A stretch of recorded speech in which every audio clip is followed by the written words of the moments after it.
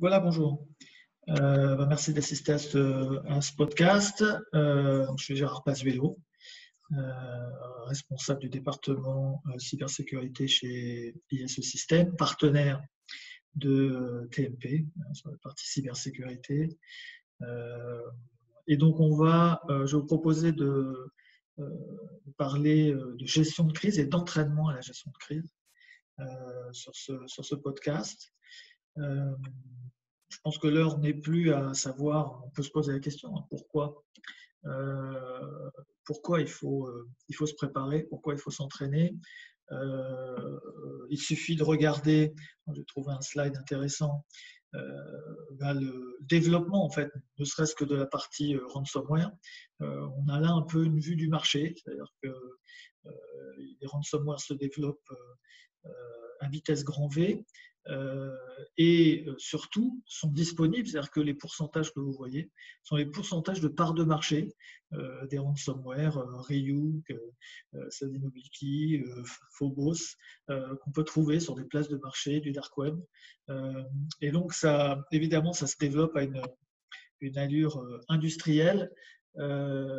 Et donc l'heure n'est plus de savoir si on va subir des attaques, les organisations vont subir des attaques, mais quand et comment. En fait, il faut se préparer pour réduire au minimum ces impacts.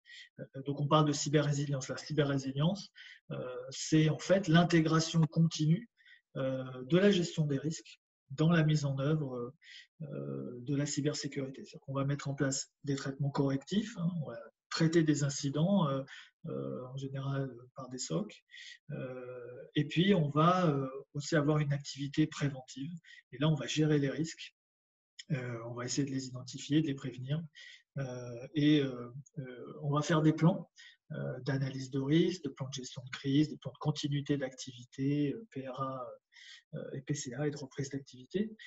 Et tout ça dans une démarche d'amélioration continue. Donc on doit planifier, on doit réaliser, on doit éprouver ces plans de manière à les améliorer continuellement. Et on se rend compte vraiment dans les organisations, c'est sur cette partie, en fait, on a du mal à éprouver les plans, d'abord parce que c'est complexe, ça demande beaucoup d'énergie. Donc on a du mal à éprouver les plans, on a du mal à s'entraîner. Et en termes de sécurité, de cybersécurité, on joue contre le temps. Le temps, c'est clé. Et donc, il faut mettre en place des simulations, des exercices, s'entraîner. Parce que quand on a un domaine où le temps est clé, il faut acquérir les bons réflexes. Et les bons réflexes ne s'acquièrent que par de l'entraînement. Et c'est ce que je vous propose de voir, c'est un petit peu quelle peut être la trajectoire, en tout cas ce qu'on propose, quelle est la trajectoire pour augmenter son niveau de cyber-résilience sur tous les aspects, process, technologie et moyens humains, compétences humaines. Il faut le faire d'abord sur tous les niveaux de l'organisation, aussi bien technique que opératif, que business, que stratégie. Et heureusement, en tout cas, ce qui est intéressant, c'est qu'il existe des plateformes, des technologies qui permettent en fait de s'entraîner au plus près du réel, dans des environnements vraiment qui permettent une simulation quasi réelle et ne plus uniquement éprouver des plans par des exercices sur table qui en fait ne peuvent éprouver qu'une petite partie de toute la problématique d'une gestion de crise. Alors on va regarder ça en détail. La première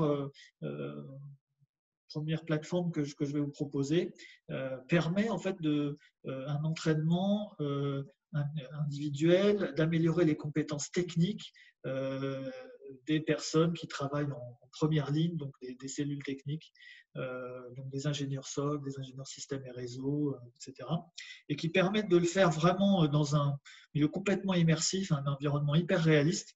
Alors, je vais vous montrer ce que ça peut donner. Là, j'ai lancé une campagne, donc on a la plateforme, on rentre vraiment dans le vif du sujet. On a un petit débrief qui permet de décrire le contexte.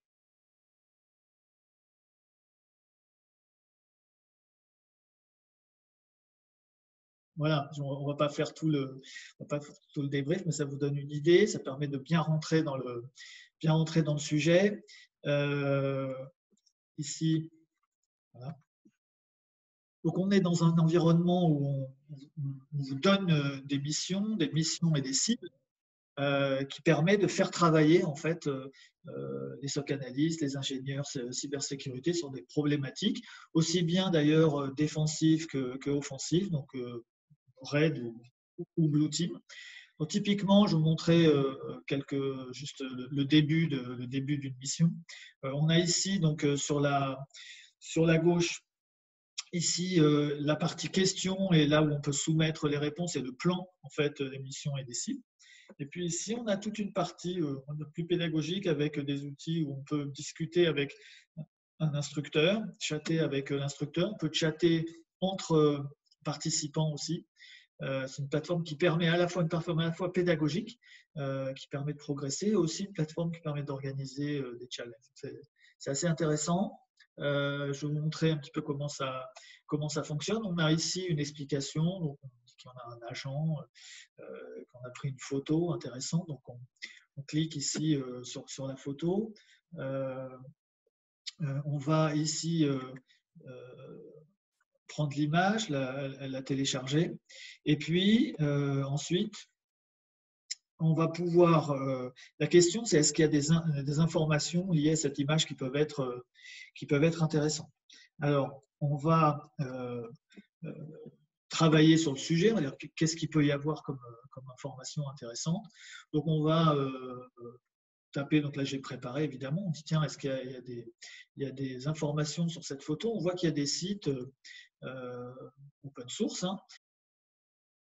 On va rentrer ici l'URL. Alors je vais la reprendre. Ici, voilà.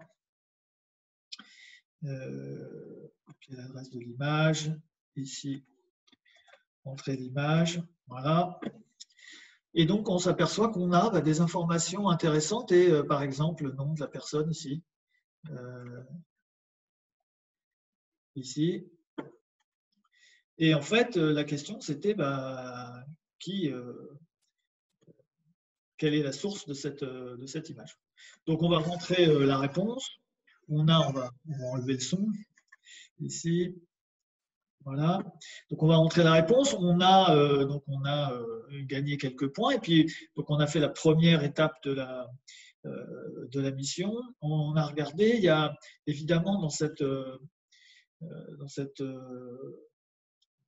ces informations liées à l'image, on a des différentes informations. Puis, on voit qu'on a une image codée. Alors là, évidemment, je vous fais le chemin assez facilement, mais le participant doit travailler, doit se demander quelles informations on peut tirer de cette image. On a ici aussi des informations. Alors évidemment, on perd un petit peu de points quand on demande des informations. Mais on a une nouvelle mission qui nous dit il doit y avoir des informations cachées sur cette image. Donc là encore, on fait travailler nos méninges ou nos connaissances, et puis on s'aperçoit que sur une information codée que je vais copier ici, eh bien, je peux la décoder et je vais trouver en fait une adresse IP. C'est le début de quelque chose. Donc on va rentrer cette adresse IP ici. Je vais me remettre plein écran. Voilà, ça sera vous verrez un petit peu mieux et donc, j'ai trouvé en fait ce message caché codé, une adresse IP, je la soumets. Je pense que c'est ça qui demandait. Et donc, on a encore une fois la bonne réponse, etc. Donc, ça vous donne une idée un petit peu du type de mission. Là, on passe maintenant à une autre cible et ainsi de suite. Et c'est ce type de travail, d'entraînement ou de challenge, on peut le faire aussi sous forme de challenge, permet vraiment à chaque participant, ingénieur, SOC, de travailler sur des sujets avec une notion de temps aussi qui est limitée. Ce sont des missions qui peuvent durer entre 1 heure et 6 heures, suivant la complexité. On peut y travailler avec des outils périmétriques, des SIEM, des firewalls, etc. On peut faire du reverse engineering, on peut faire du forensic. selon les missions. Encore une fois, RAID ou Blue. C'est plutôt une mission RAID. Donc voilà, ce sont des plateformes très intéressantes, complètement immersives, qui permettent de vraiment travailler, monter en compétences au niveau technique, les différents profils, ingénieurs, SOC analystes ou autres. Voilà, je vais revenir sur la présentation. Pour ensuite passer donc au niveau opératif, cellule technique et opérative, où là, on va travailler l'aspect collectif. C'est-à-dire que ce qu'on fait chez ISE, c'est que pour cette partie-là, on va travailler l'organisation en fait, de la cellule technique de la crise, donc l'organisation du SOC et la communication avec la cellule opérative. Donc, tous les managers, infra, etc., qui vont guider et superviser toutes les opérations au niveau technique. Donc là, ça va être encore un autre aspect de la gestion de crise. On sait qu'une gestion de crise cyber, ça se gère collectivement, qu'il est très important de travailler sur l'organisation, par exemple de la gestion de la main courante, les priorités, les pistes, les fausses pistes qui peuvent être poursuivies. Et pour ça, il y a aussi des plateformes intéressantes, des ranges qui permettent en fait de s'entraîner complètement, d'entraîner une équipe complètement de manière, on va dire, sécurisée, puisque c'est un environnement complètement virtualisé, complet. Vous voyez, avec des serveurs Windows, Linux, des réseaux, on peut simuler du trafic, je vais voir, et on va voir ça sur la démonstration, dans un environnement autour, évidemment, avec tous les outils pédagogiques pour suivre l'évolution en fait, de l'équipe et la résolution de la crise par l'équipe entière. Donc là, je vais vous montrer aussi ce que ça peut donner. Je vais vous faire une deuxième démonstration. Voilà. Donc là, on va organiser en fait une session pour une équipe de participants. On va les faire travailler sur un scénario. Vous voyez, en fait, on a catégorisé les scénarios, niveau 1, niveau 2, forensique, analyse de malware, etc.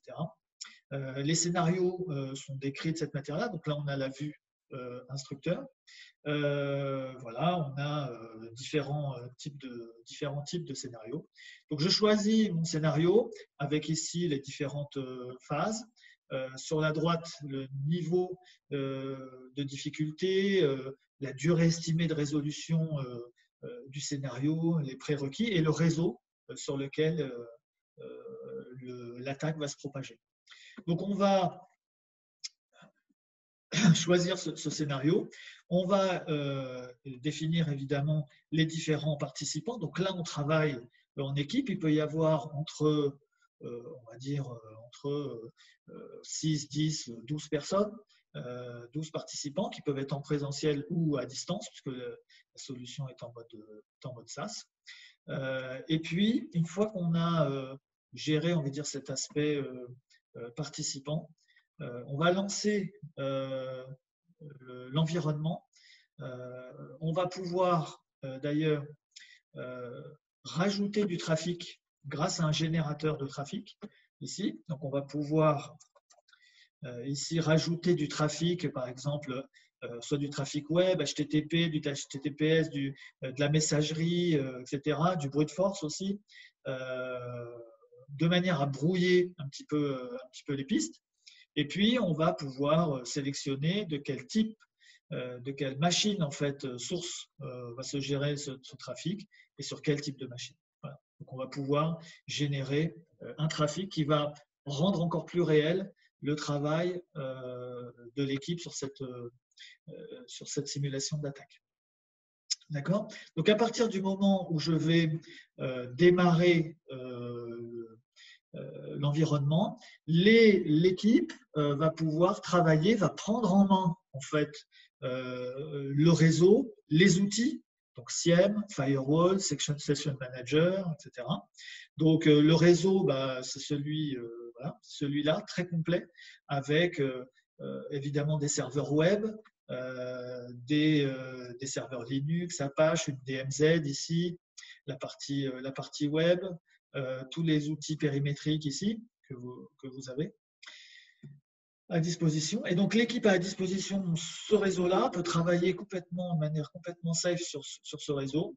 Première étape de prise en main, donc savoir que le superviseur peut lui superviser l'ensemble des participants, en fait. Il faut comprendre aussi que, et c'est un grand avantage, que toutes les informations, toutes les actions qui sont faites par les participants sont enregistrées par la plateforme et peuvent être utilisées ensuite pour le débrief. On verra ça tout à l'heure. Et une fois que tout le monde a pris en main, eh bien, ici, on va lancer le scénario d'attaque. Ici. Donc, à partir du moment où l'instructeur lance le scénario d'attaque, les participants eh bien, vont travailler comme s'ils étaient au sein d'un SOC. On n'est pas forcément, d'ailleurs, les instructeurs n'ont pas forcément l'habitude de dire qu'on a lancé une attaque. Normalement, on organise la session, les participants, on donne des rôles. Donc certaines surveillent le SIEM, d'autres les firewalls, d'autres les session managers et autres. Et puis l'attaque se déroule et donc ils devraient être capables, c'est là que commence travailler l'équipe, devrait être capable d'identifier d'abord s'il y a des choses, des alertes, ensuite voir si ce sont bien des incidents. Ensuite, investiguer, confiner s'ils le peuvent, et puis ensuite, en bout de course, évidemment, remédier. Mais ils devront surtout, pendant cette période, se coordonner, communiquer, faire des points réguliers, et c'est sur ce travail collectif qu'avec cette plateforme, on peut vraiment entraîner les équipes et sur lequel nous, en tout cas, on porte nos attentions. Vous voyez, c'est complètement différent de la première plateforme où là, on va travailler les aspects purement techniques. Alors même si sur cette plateforme, on y travaille aussi puisqu'on investigue, mais nous, on utilise cette plateforme pour vraiment faire comprendre et pour vraiment améliorer tous les réflexes de communication et de coordination des équipes sur une crise cyber de différents types. D'ailleurs, vous avez vu, il y a énormément de scénarios disponibles. Alors, on l'utilise beaucoup, nous, plutôt en termes de cyberdéfense, pour des scénarios Blue Team, alors que la première est vraiment panachée Red Team, Blue Team. Voilà. Donc là, vous voyez, l'attaque s'est déployée. On a tous ces points. Donc, on retrouve en fait la kill chain qu'on a vue tout à l'heure. Hein, les séquences d'attaque que l'on a vues sur la description du scénario, voilà, avec le début du brute force, etc. Et à ce moment-là, le travail commence, et le travail de nos instructeurs aussi commence, dans le sens où soit on peut guider, soit on peut durcir le scénario en fonction en fait de l'expérience et de la compétence des équipes. Alors, ce qui est très important, c'est qu'évidemment, on fait des points et surtout en bout de course, on ramène tout le monde au même niveau de connaissance. On fait un débrief et on le fait en fait grâce à la fonctionnalité dont je vous parlais, c'est-à-dire que la plateforme est capable d'enregistrer tout ce qui a été fait par les participants sur toutes les plateformes. Et donc, on peut revenir à des points stratégiques de la session. Ici, par exemple, voilà, quand il y a eu un brute force ici qui a été successful, par exemple, eh bien, on peut regarder ce qu'a fait telle ou telle personne sur cette partie-là. Et on peut lui montrer pourquoi il a perdu du temps ou pourquoi il a bien agi. Donc voilà, ce sont des plateformes très intéressantes qui permettent vraiment de faciliter l'entraînement, faciliter d'éprouver des plans de gestion de crise, de gestion d'incidents au sein des cellules et de communication entre les SOC, la partie technique et les cellules opératives. Très, très important et très intéressant. Voilà, je vais passer maintenant à un autre écran. Ici, je vais me remettre en grand écran ici. Voilà. Et donc, on s'aperçoit déjà qu'on a des plateformes hyper intéressantes pour travailler au point de vue technique et opératif collectif de gestion de crise. Et puis ensuite, au-delà des entraînements, ils servent de socle, vraiment un exercice complet qui va évaluer l'ensemble en fait de la chaîne technique, opérative, business et stratégique. Alors, soit on le fait sur simulateur, on le réalise sur simulateur. Et là, on utilise la plateforme que je viens de vous montrer. Ça, on le fait évidemment, et c'est encore mieux avec des équipes Red Team, donc d'ethical hacking, et qui permettent en plus d'éprouver vraiment le système de sécurité de l'information propre de l'organisation. Mais là, ça demande une certaine maturité en fait chez les clients. Et donc, le choix est donné au départ quand on nous consulte pour organiser un exercice de crise entre un environnement de simulation et un environnement de préparation. Alors, je vais passer rapidement sur la partie gestion de crise. Il y a évidemment une phase de préparation.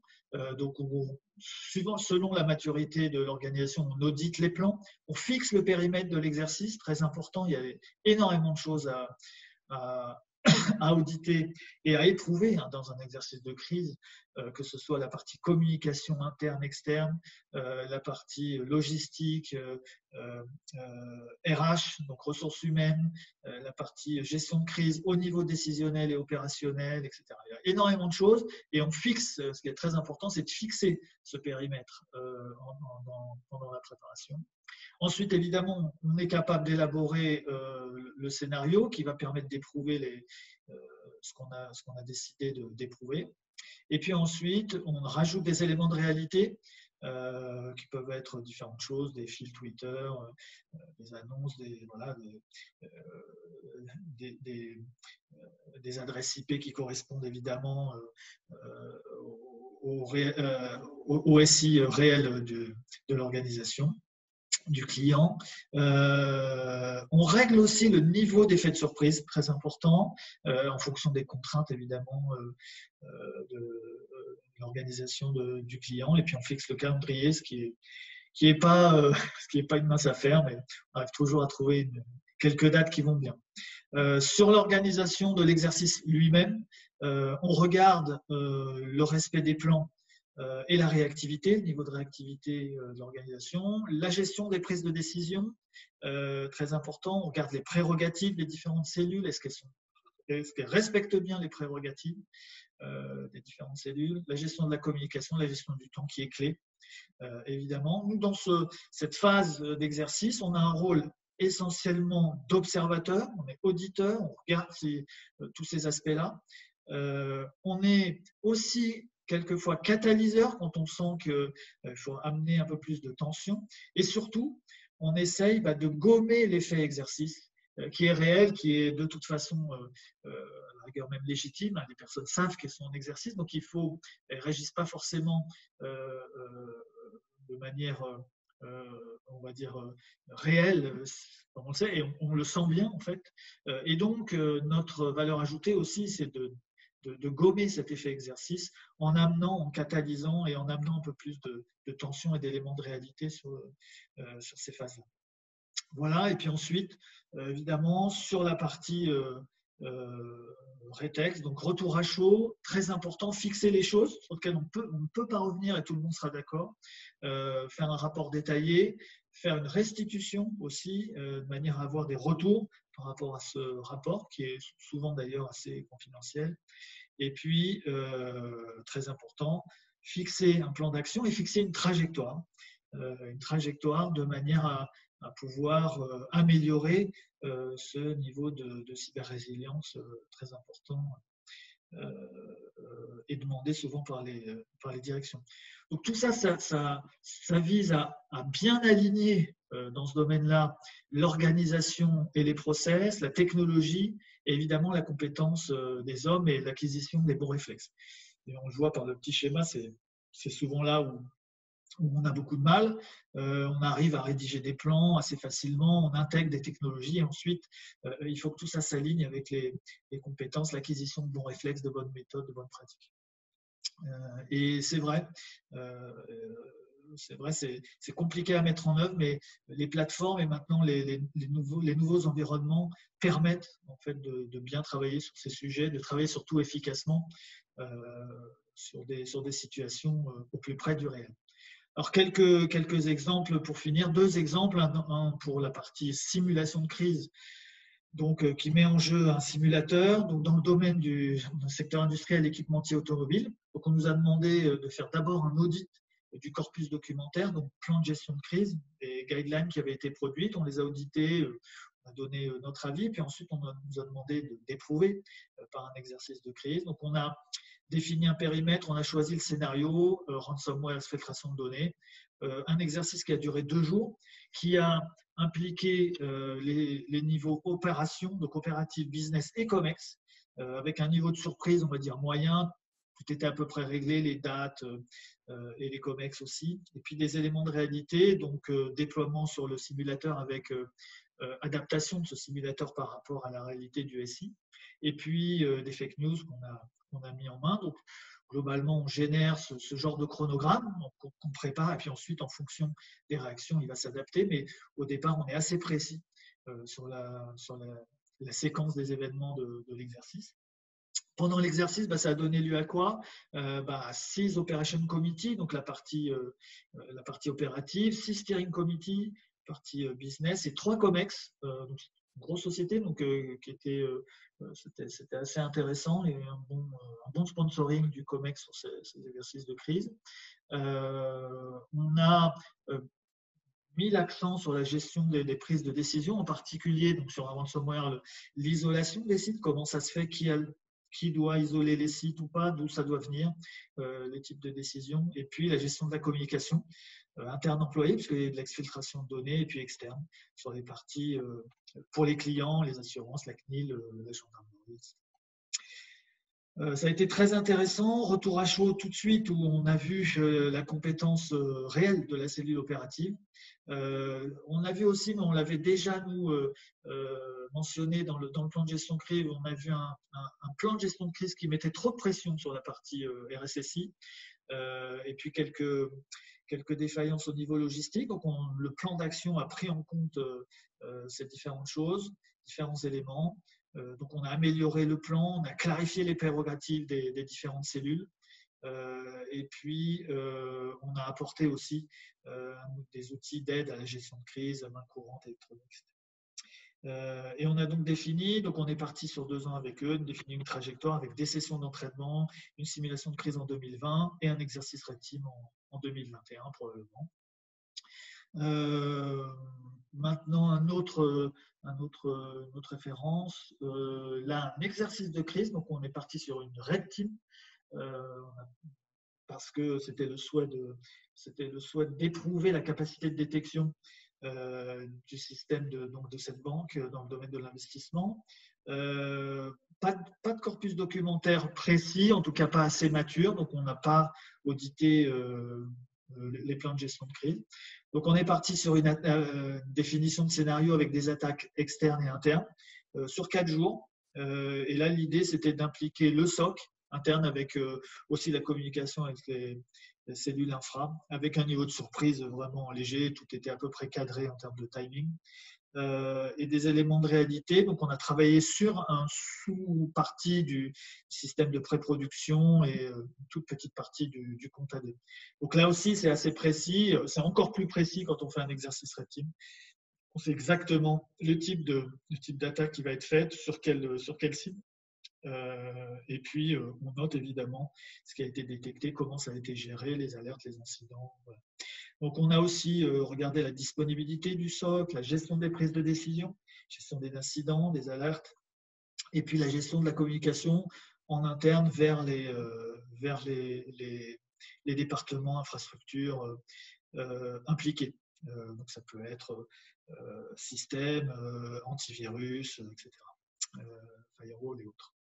Donc, en termes de retour à chaud, bonne capacité de détection, on a pu noter sur les attaques externes, un peu moins sur les attaques internes, donc avec aussi une insuffisance des ressources SOC en termes de surveillance assidue. Et puis, ça a donné lieu donc à un plan d'action, renforcement de l'organisation. Ça a consolidé en tout cas les demandes qui ont été faites par les départements cybersécurité. Donc, renforcement, réorganisation du SOC, renforcement des capacités de détection interne, très très important. Et puis du coup, donc on est parti sur une trajectoire avec des sessions d'entraînement et un nouvel exercice de crise en 2020. Voilà, je vais arrêter là. Donc l'idée, c'est de vous montrer qu'il y a une trajectoire, on gagne en maturité, on gagne en connaissance et en préparation de ces exercices sur tous les niveaux, donc sur les niveaux techniques, sur les niveaux business, stratégie. On est capable, grâce à des environnements vraiment hyper réalistes qui mettent les acteurs vraiment au plus près du réel de ces situations, on est capable vraiment d'augmenter ce niveau de cyber-résilience, tant sur les process que la technologie et que sur les compétences et l'acquisition des bons réflexes chez les personnes impliquées dans ces cellules, au-delà évidemment des initiatives de sensibilisation globale des utilisateurs, des collaborateurs de l'organisation. Voilà, j'espère que ça vous a intéressé. Je vais arrêter là. N'hésitez pas à nous contacter, soit chez ISE System, chez TMP, pour avoir plus ample information et pour vous accompagner si vous avez des sujets de type gestion de crise ou entraînement. Voilà, à très bientôt. Au revoir.